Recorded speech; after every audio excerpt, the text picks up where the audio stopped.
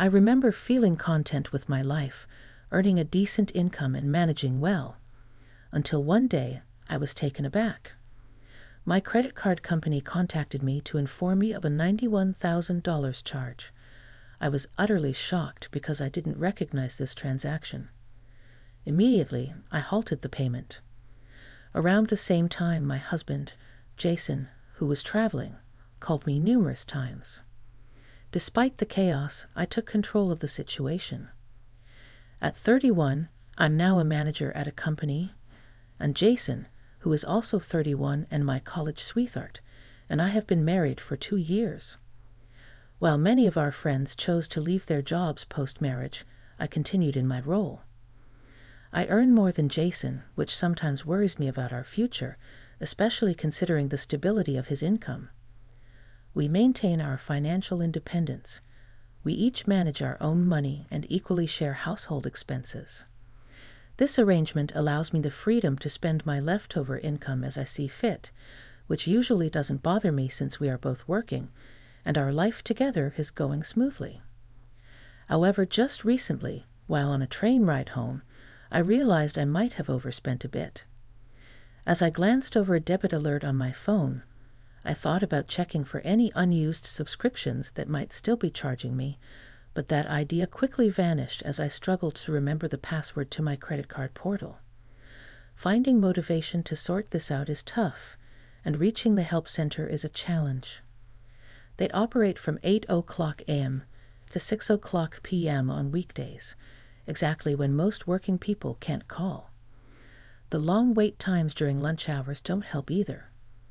Yet I'm reassured slightly by knowing that if there's a significant issue, like a charge over $40,000, the call center will reach out to me. This trust in the system makes me a bit complacent about contacting them myself. Meanwhile, online shopping serves as a brief escape from these and other work-related stresses. When I opened the package that had just been delivered, I briefly felt a surge of excitement. However, this feeling quickly dissipated as soon as I entered our living room. The scene inside shifted my mood from good to bad instantly. Socks scattered on the floor, empty cans on the table, and a random phone and sweater tossed carelessly on the couch. Yes, that was my husband, lounging in a sweatshirt, seemingly oblivious to the mess. My husband has a habit of not cleaning up after himself, which often feels like he's purposely adding to the chaos at home. I pointed my phone at the couch and half-jokingly, half-exasperatedly said, "Hey, socks and empty cans. That's what I come home to. It's not that hard to clean up a bit or even make dinner if you're home before me." In response, he coolly remarked, "If you get home early, why don't you clean the house? Don't be so mad about it." This stung a bit. "I'm tired too when I get home," I retorted, trying to keep my tone light yet firm. "If you're not going to help clean, maybe you should consider whether you prefer working or doing chores." "Please just drop it," he replied, not once but twice, signaling his annoyance without really feeling the weight of my words. I shot him a stern look, but he was too engrossed in his phone to notice my frustration. It felt unjust that I was shouldering a heavier load of chores and work. Was I being unreasonable? I wasn't sure, but I feared my confrontation might push him to be even more indifferent to our home's upkeep. Surprisingly, something shifted after our exchange. My husband started coming home late, even on days I arrived early. It seemed he had decided to put in extra hours at work, perhaps in his way making an effort to address our imbalance. I was in a particularly good mood that day, so I threw myself into my chores with more energy than usual. My husband, Jason, has been really busy lately, which meant the housekeeping duties had mostly fallen to me. I hadn't really thought much about it until I found myself cleaning his room, which he hadn't tidied up in quite some time. As I entered his room, it was just as I expected. Empty bottles and cans were strewn everywhere, even on the bed. Amid the clutter, something caught my eye. A package elegantly wrapped in gift paper lying unobtrusively. Peering closer, I recognized the branding. It was from my favorite store. A flicker of excitement passed through me as I realized my birthday was just around the corner. Could this be a surprise gift from Jason? Despite my curiosity, I decided to respect the surprise, pretending I hadn't seen anything and leaving the package untouched. However, the gift never appeared. As my birthday arrived and the day progressed, I casually asked Jason, "Do you know today's date?" "Oh, right, it's your birthday," he replied nonchalantly. "Did you forget?" I pressed, hoping for a hint of the surprise I had seen earlier. "No, I remember," he responded. "Aren't you happy with what I gave you last year? You know you're old enough not to need constant surprises." His words, so casually delivered, stung me. He went back to his room, leaving me puzzled and hurt. That mysterious box had sparked a glimmer of hope, but now it just made me uneasy. Suddenly, he announced a new twist. "I've got to go on a work trip abroad next week." This was unexpected. "A business trip to another country." I repeated incredulously. "Since when does your job involve international travel? You've never even been on a business trip outside the state." He simply replied, "They just gave me this assignment." The whole situation felt increasingly strange. What was really going on? I had been feeling quite accomplished lately, believing I deserved some recognition. "You should trust me," my husband had said, but his words were hard to take seriously after I discovered a mysterious gift-wrapped box in his room. On the day he left for his so-called business trip, after waving him off in the early morning, my curiosity got the better of me. I searched under the bed where I had seen the box, but it was gone. Doubt gnawed at me.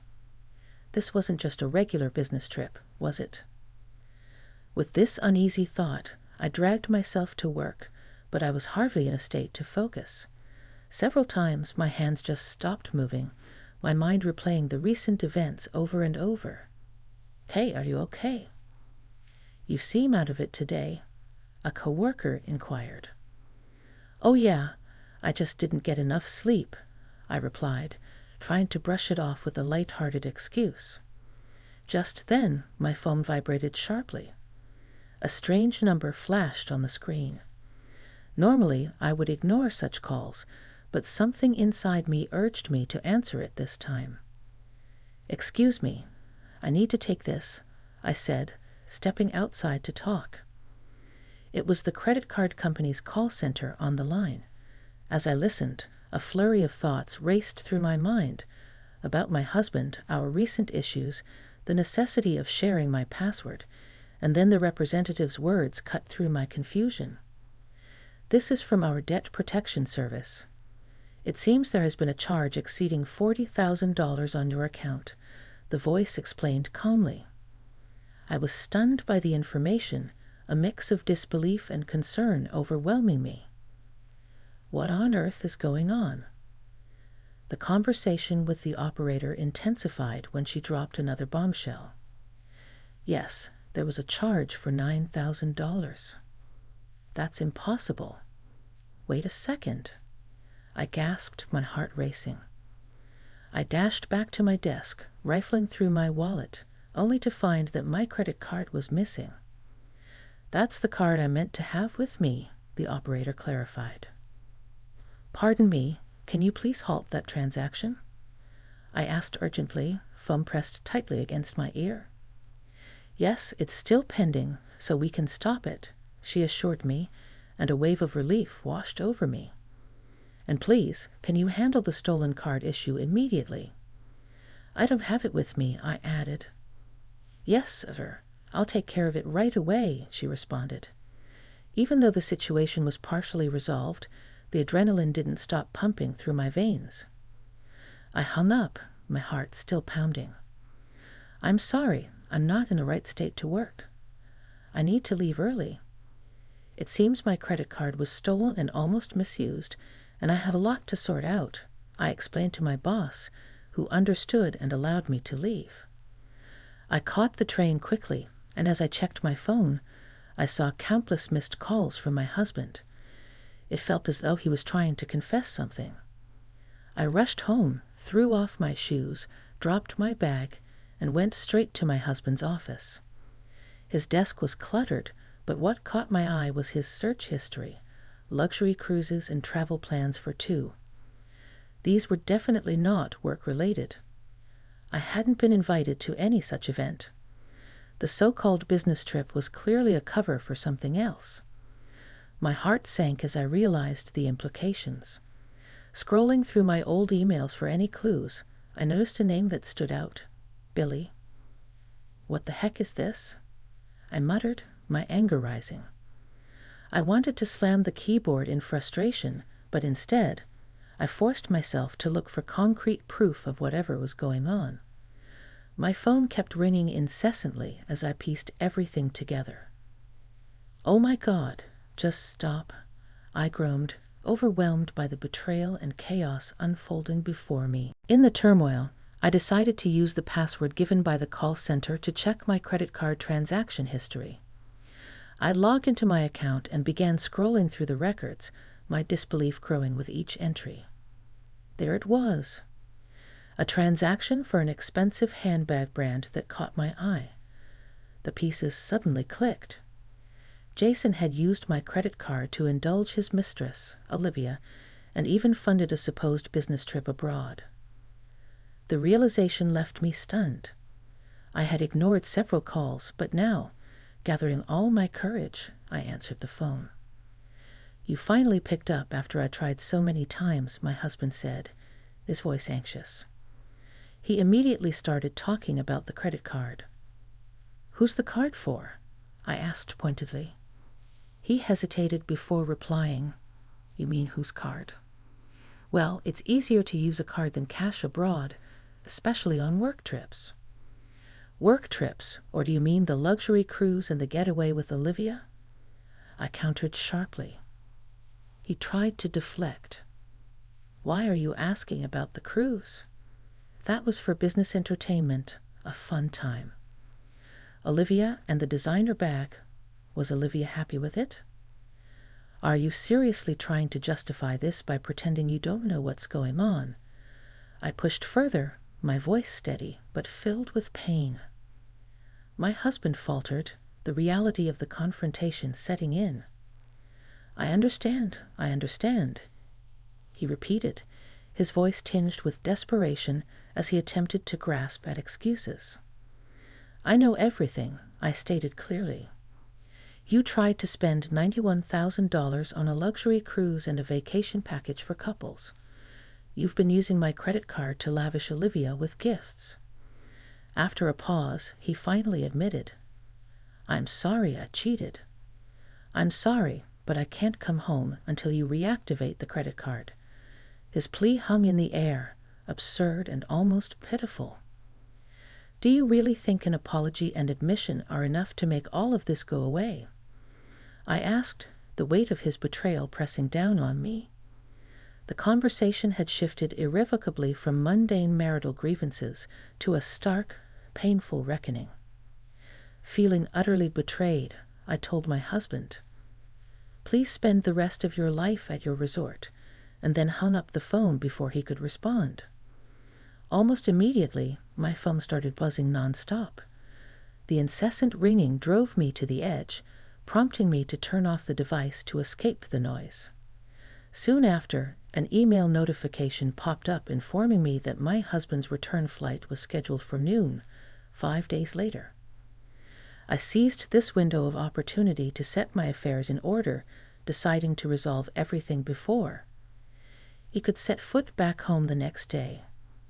As part of my plan, I began clearing out all his belongings from our house.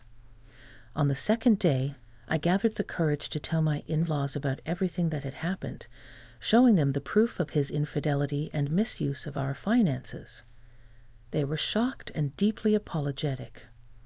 By the end of our conversation, they agreed to support me in getting a divorce, promised to ensure I would receive $2 million in alimony, and vowed to recover the funds my husband had frivolously spent. As the day of my husband's return approached, I received a call in the early evening from my in-laws confirming that they had safely filed the divorce papers. Surprisingly, my soon-to-be ex-husband had only taken a credit card with him, leaving the rest of our finances untouched. The woman he was with, however, had given him $91,000. Enraged by the unfolding events, she changed her flight, departing for Singapore before him, without his knowledge. I wondered why she hadn't just taken his plane ticket and visa and left him stranded. While pondering this, I learned from my in-laws that when my ex-husband returned to Singapore, he found the house empty and his connection to me severed. His calls went straight to voicemail. In a desperate attempt to find refuge, he went to my in-laws' house, where he faced significant repercussions for his actions. After everything that had unfolded, the final step was filing the divorce papers. My ex-husband had gotten himself into deeper trouble, and it didn't stop with our separation. The woman he had been seeing was now demanding that he return the $91,000 she had given him. I heard from my in-laws that after he repaid the money, they imposed strict conditions on him, almost as if he were back in high school.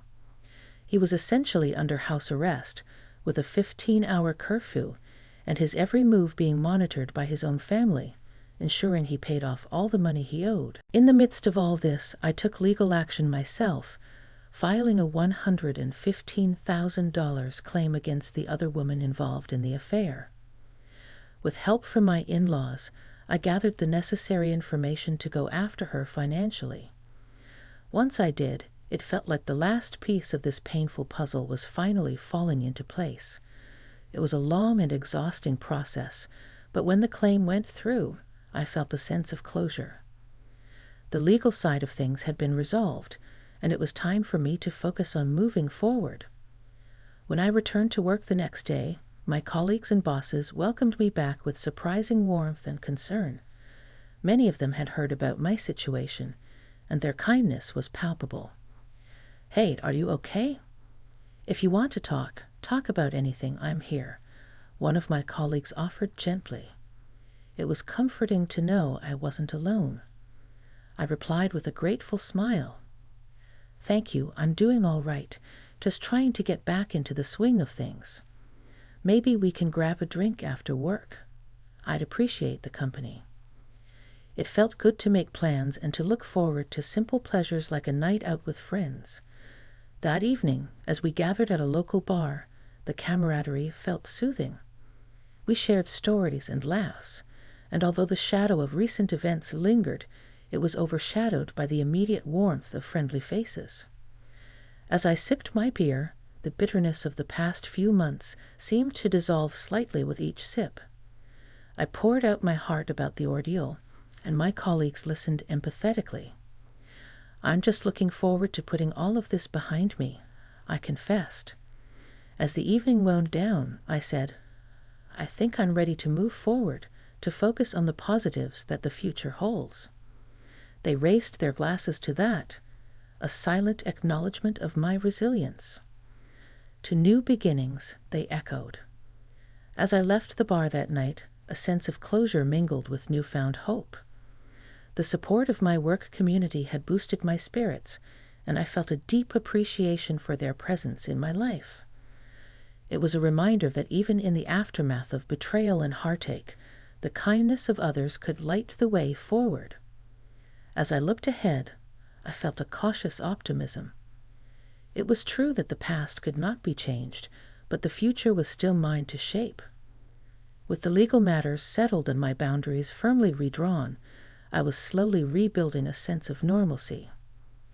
The path ahead wouldn't be without its challenges, but I felt prepared to face them, bolstered by the support of friends and a renewed sense of self.